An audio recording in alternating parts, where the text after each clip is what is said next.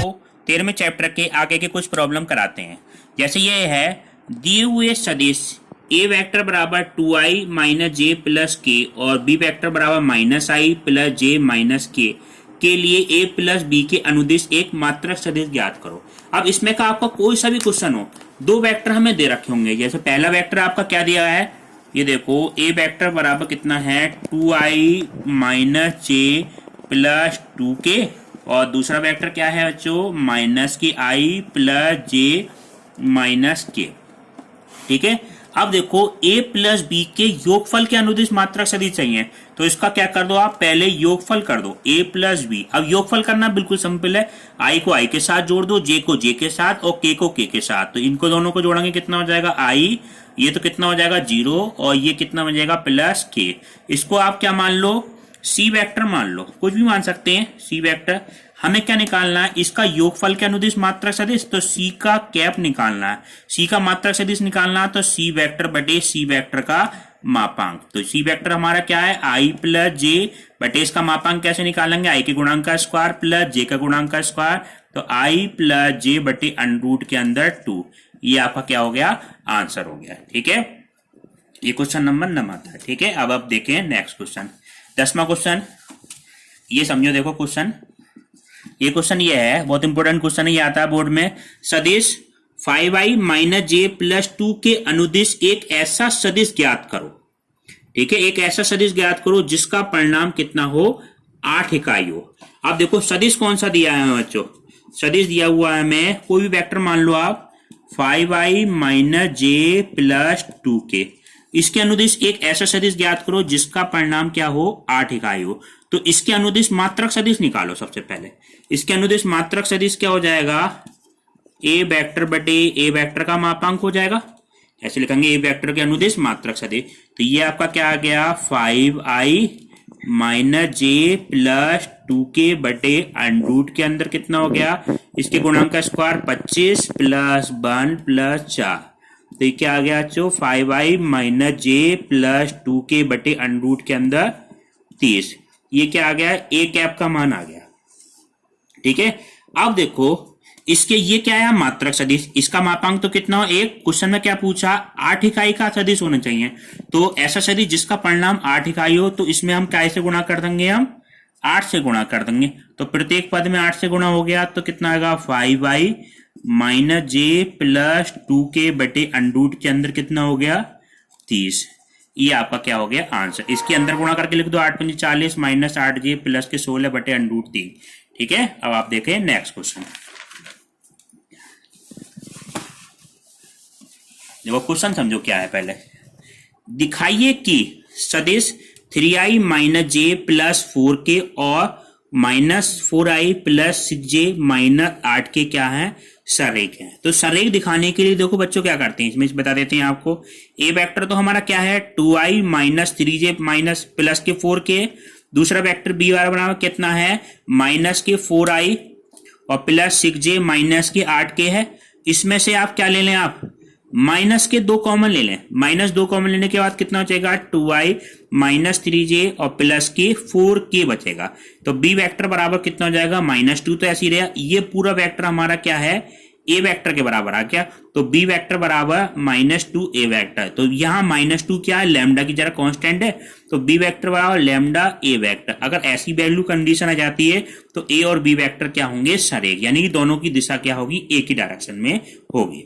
ठीक है, अब आप देखें नेक्स्ट क्वेश्चन। देखो क्वेश्चन समझो, पहले क्या है, बिंदु P i plus 2j minus के और दूसरा Q minus i plus j plus को मिलाने वाली रेखा 2:1 में विभाजित होती है।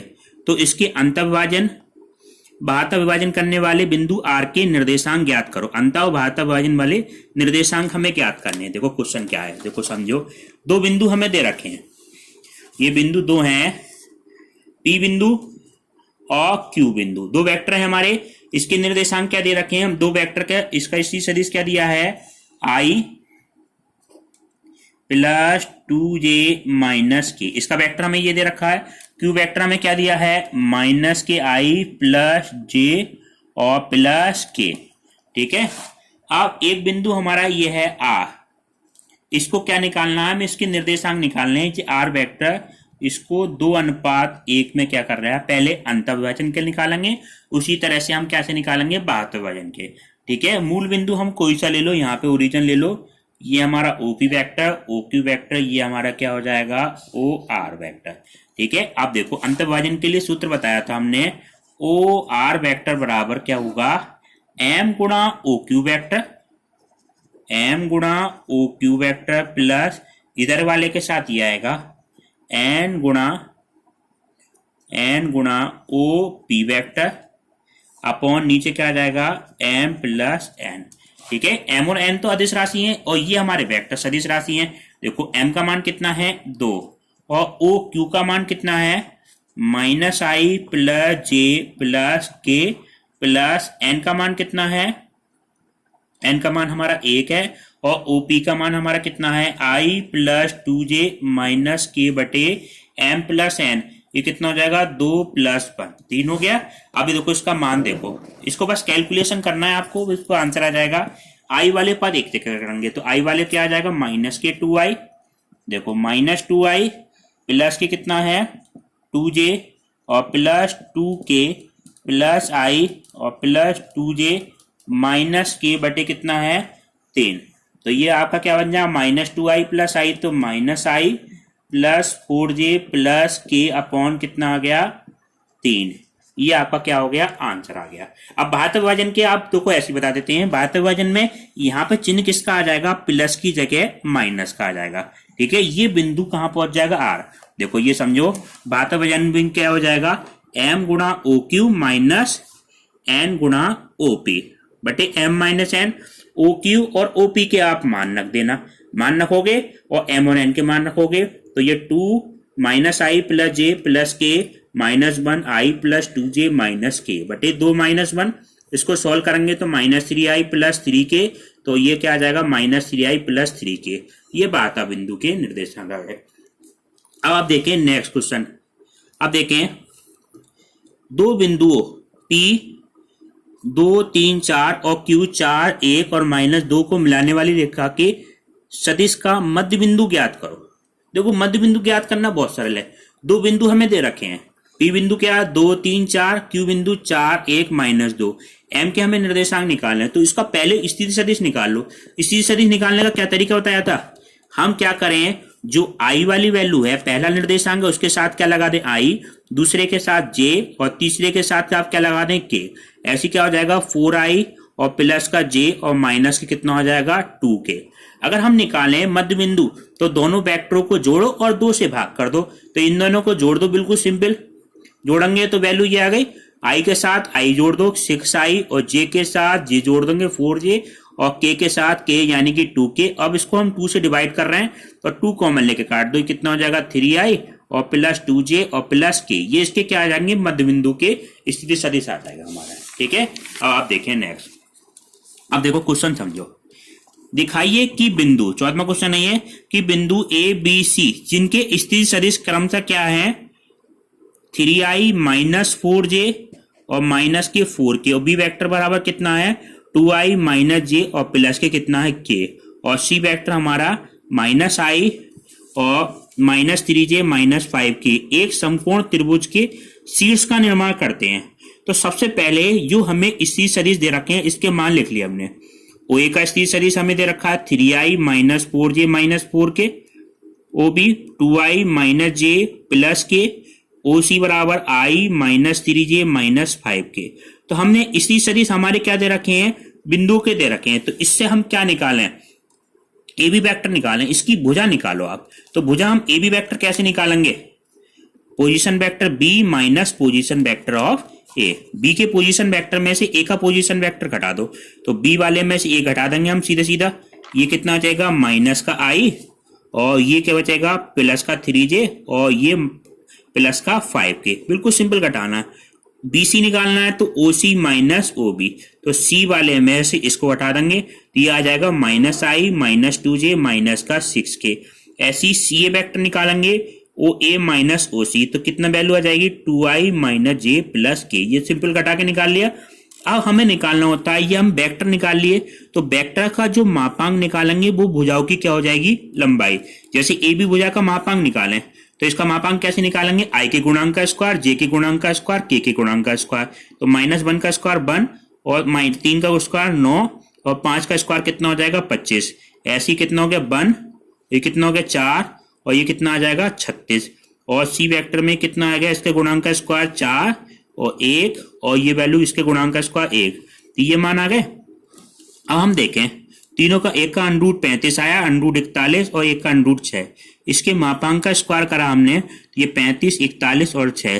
अब हम देख रहे हैं किसी एक भुजा का वर्ग शेष दोनों भुजाओं के वर्गों के योगफल के बराबर है। ठीक है, अब जैसे इसमें बीसी का जो है भुजा है उसका वर्ग हमारा क्या आया, बाकी दोनों भुजाओं के वर्गों के योगफल के बराबर तो आ गया। देखो 41 बराबर 35 और 6 41। तो ये पाइथागोरस प्रमेय के हिसाब से ये त्रिभुज कैसा होगा आपका, ये त्रिभुज कैसा होगा, समकोण त्रिभुज होगा। तो यही हमें दिखाना था, कैसे त्रिभुज का निर्माण करते हैं, ये समकोण त्रिभुज का निर्माण करते हैं। आप देखिए नेक्स्ट नियम समझो थोड़ा। प्रोडक्ट ऑफ टू वेक्टर, ठीक है, दो सदिशों का गुणनफल। सदिशों का गुणनफल देखो हम किस तरह से करते हैं। हम देखें अगर कोई दो संख्या होती है तो संख्या का गुणनफल तो संख्या जाता है, जैसे 2 गुणा 3 तो कितना आ गया 6 आ गया। अगर कोई आप भी होते हैं तो आप भी का गुणनफल आप भी हो जाएगा। मगर इसमें वेक्टर में क्या होता है, इसका दो सदिश है तो उसका गुणनफल सदिश हो भी सकता है और नहीं भी हो सकता है। इसमें दो तरह के गुणनफल आते हैं, एक तो स्केलर प्रोडक्ट आता है, इसमें क्या है अदिश गुणनफल। ठीक है, इसमें दो सदिशों गुणनफल प्राप्त राशि अदिश राशि हो जाती है। ठीक है, सदिश होंगी आपस में गुणनफल करेंगे, अदिश गुणनफल कर रहे हैं तो अदिश राशि हो जाती है। जबकि सदिश गुणनफल में इसमें दो राशि गुणनफल में प्राप्त राशि कैसी हो जाती है, सदिश राशि हो जाती है। ठीक है, यह भी आपको उसमें समझ में आ जाएंगे क्वेश्चन में क्या है। अब अदिश राशि स्केलर डॉट प्रोडक्ट, ये क्या माना आता है ये समझिए आप थोड़ा। दो राशियों का अदिश गुणनफल, अदिश गुणनफल में समझे ए डॉट बी बराबर क्या होता है, ए का मापांक बी का मापांक और कॉस थीटा। दो वेक्टरों का डॉट प्रोडक्ट क्या होता है, ए का मापांक बी का मापांक और इनटू कॉस थीटा। ठीक है, ए वेक्टर बी वेक्टर हमारे ये क्या बन जाएंगे, ए बी और कॉस थीटा, ए और बी। ठीक है, अब देखो ये होता क्या है, इसको डाल दो आप समीकरण नंबर 1। इसको चित्र में समझे, जैसे ये है हमारा एक वेक्टर क्या है हमारा, ओ ए वेक्टर है और ओ बी वेक्टर है। ठीक है, इसके बीच का कोण कितना है हमारा, थीटा है। इसका बीच का कोण हमारा कितना है, थीटा है। तो ए डॉट बी बराबर ए बी कॉस थीटा आया। अगर हम इस त्रिभुज में देखें, इससे हमने क्या करा है, त्रिभुज ओ एम ए में हमने जो वेक्टर था इससे सामने वाली भुजा पे क्या गिरा लिया, सामने वाले वेक्टर पे लंब गिरा लिया। ठीक है, तो ओ एम ए में तो ये सामने वाली जो 90 के सामने का ये तो कर्ण हो गया और थीटा के सामने का वैल्यू ये क्या हो गई, लंब हो गई हमारी। ठीक है, तो cos थीटा बराबर क्या होता, आधार बटे कर्ण, तो ओ एम बटे कर्ण कितना हो जाएगा, ओ ए हो जाएगा। इससे ओ एम वेक्टर का मान क्या आ जाएगा, ओ ए कॉस थीटा बन जाएगा। ठीक है, तो ये क्या होता है, ओ ए का ओ बी की दिशा में प्रक्षेप, ओ ए वेक्टर का ओ बी वेक्टर की दिशा में प्रक्षेप। प्रक्षेप का मतलब क्या होता है, छायांकित भाग। ये वेक्टर हमारे दो वेक्टर हैं, इस वेक्टर का इस वेक्टर की दिशा में छायांकित भाग हमारा ओ एम है, तो हम इस तरह से निकालेंगे छायांकित भाग। ठीक है, इसी प्रकार बिल्कुल ओ बी का ओ ए की दिशा में तो इससे लंब गिराएंगे, तो लंब गिराने के बाद ओ एन का मान आ जाएगा ओ बी कॉस थीटा। अब इसमें देखो यहाँ पे ये क्या, ओ ए कॉस थीटा यानी कि ए कॉस थीटा, ए कॉस थीटा का मान हमने क्या रख दिया, ए डॉट बी क्या था हमारा, ए का मापांक बी का मापांक और कॉस थीटा था। ठीक है, तो इस पे बी कॉस थीटा की जगह, ये बी कॉस थीटा इधर है, बी कॉस थीटा की जगह पे हमने क्या लिख दिया, बी का ए पे प्रक्षेप लिख दिया। ठीक है, तो ए डॉट बी बराबर ए वेक्टर का मापांक बी का ए पे प्रक्षेप, तो बी का ए पे प्रक्षेप, इसको हम नीचे क्या कर देंगे, हम भाग कर देंगे ए डॉट बी बटे ए वेक्टर का मापांक। आपको तो केवल सूत्र याद रखना है, ये डेरिवेशन तो नहीं आता, मगर इस सूत्र आपको याद होने चाहिए। बी का ए पर प्रक्षेप क्या होगा, ऊपर दोनों का डॉट प्रोडक्ट, नीचे जिस वेक्टर पे हम प्रक्षेप निकालते हैं उस वेक्टर का क्या जाता है, मापांक। अगर इसी तरह से अगर हम कहें ए का बी पे प्रक्षेप, ए वेक्टर का बी वेक्टर पे प्रक्षेप, तो ऊपर दोनों का क्या जाएगा, डॉट प्रोडक्ट आएगा, नीचे जिस पर हम निकालते हैं, बस मेन चीज ये ध्यान रखना, जिस पर निकालते हैं उस वेक्टर का क्या जाता है, मापांक आ जाता है। अगर दोनों वेक्टर आपस में कैसे हों, लंबवत हों, जब लंबवत होंगे तो डॉट प्रोडक्ट क्या हो जाएगा, ए का मापांक बी का मापांक कॉस थीटा की जगह कितना हो जाएगा, कोण 90 डिग्री हो जाएगा। कॉस 90 का मान कितना होता है, 0, तो डॉट प्रोडक्ट क्या हो जाएगा, 0। तो यदि दो अशून्य सदिश ए और बी आपस में अदिश गुणनफल शून्य हो तो सदिश परस्पर कैसे होते हैं, लंबवत होते हैं हमेशा। ठीक है, जैसे ए डॉट बी बराबर 0, ए का मापांक बी का मापांक कॉस थीटा बराबर 0, तो ये अगर हमारे अशून्य है तो ये 0 में चले जाएंगे, तो ये वैल्यू 0, तो थीटा बराबर कितना आ गया, π/2 यानी 90। तो ये वेक्टर आपस में कैसे होंगे, लंबवत होंगे। अब इसकी कुछ प्रॉपर्टी हैं अदिश गुणनफल की। अदिश गुणनफल की देखो प्रॉपर्टी, अगर दो वेक्टरों का प्रॉपर्टी ऑफ स्केलर अदिश गुणनफल के गुणधर्म, देखो ये समझा देते हैं आपको। जैसे हमें दो वेक्टर हमें दे रखे हैं, ऐसे ये समझो, एक्स एक्सिस के अनुदिश यूनिट वेक्टर कितना होता है, आई, बाई एक्सिस के अनुदिश यूनिट वेक्टर जे, और जेड एक्सिस के अनुदिश यूनिट वेक्टर कितना होता है, के। ये एक्स एक्सिस, बाई एक्सिस और जेड एक्सिस। अगर हम कहें आई डॉट आई, तो इसका मतलब क्या होगा, आई का मापांक और समान वेक्टरों की दिशा में बीच का कोण कितना हो जाएगा, 0, तो 1 गुणा 1, और cos 0 का मान कितना होता है, 1, तो आई डॉट आई का मान कितना हो जाएगा आपका 1। इसी तरह से ये मान जे डॉट जे का भी होगा और के डॉट के का भी मान होगा। तो समान वेक्टरों का डॉट प्रोडक्ट हमारा चाहे आई आई हो, जे जे हो, के हो, उसका मान कितना होता है आपका 1। अगर हम यही कहें कि हमें निकालना होता आई डॉट जे निकालना होता है बच्चों, तो आई का मापांक ये तो इकाई सदिश है, और जे का मापांक, और इसके बीच का एंगल, आई और जे के बीच का एंगल कितना है, 90 डिग्री है, तो कॉस कितना आ जाएगा, 90 डिग्री। कॉस 90 का मान कितना हो गया, 0। तो इस वजह से पूरी वैल्यू क्या आ जाएगी, ये वैल्यू कितनी आ गई, 0।